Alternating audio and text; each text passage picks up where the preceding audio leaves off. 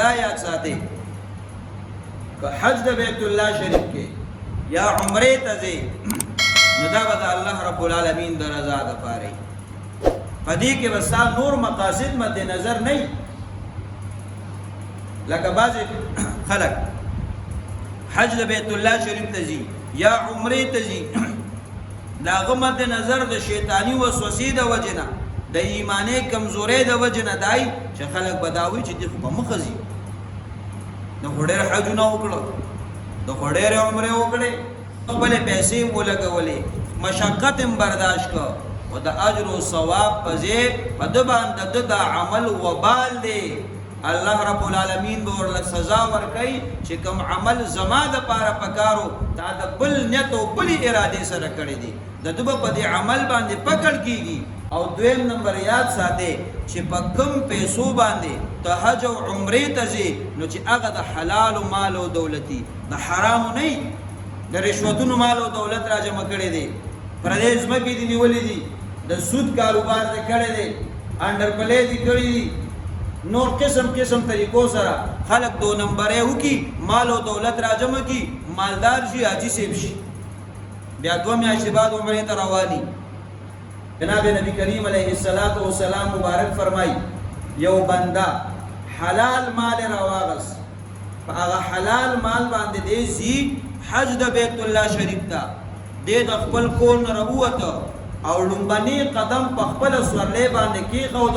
او دی ووایي چې لبیک اللهم لبیک دا الفاظ یې ووایي نو وایي نادا مناد من السما د اسمان نه ورته آواز کوونکي آواز کوي چې لبیک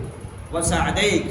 ستا دپاره دی ستا دغه بلنه مقبول او منظوري او ستا دپاره دی نیکبختي وي او بیا ورته دغه آواز کوونکي آواز کوي وی رزقک حلال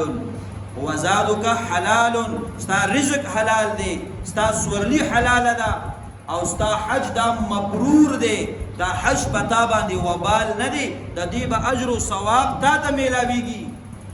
ناواز چاته کیږي چې کم یو بنده حلال مال راواغسته او حج د بیت الله شریف ته روان دی او چې کم یو سړی حضور علیه السلام مبارک فرمای خبیث مال راواغس حرام مال راواغسته او د حج د بیت الله شریف ته ځي او دې د خپل قدم لومبني په سورلې کېږي او دی وایي چې لبیک اللهم لبیک نو د اسمان نه دغه آواز کوونکي آواز کوي لا لبیک ولا سعدیک نه ستا دا لبیک منظور دی او نه ته نیکبخته سړی ولې زادک حرام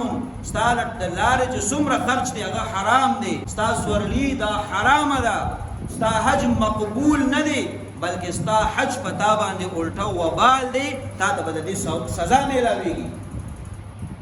ځکه حرام مال باندې لګیای او ته حجونه کې نو چې کوم یو عمل کې د الله رب العالمین د رضا لپاره او دا په چې کوم عمل کې د مال استعمالي نو په حلال مال باندې پکار دی البته اجر او ثواب میلاویږي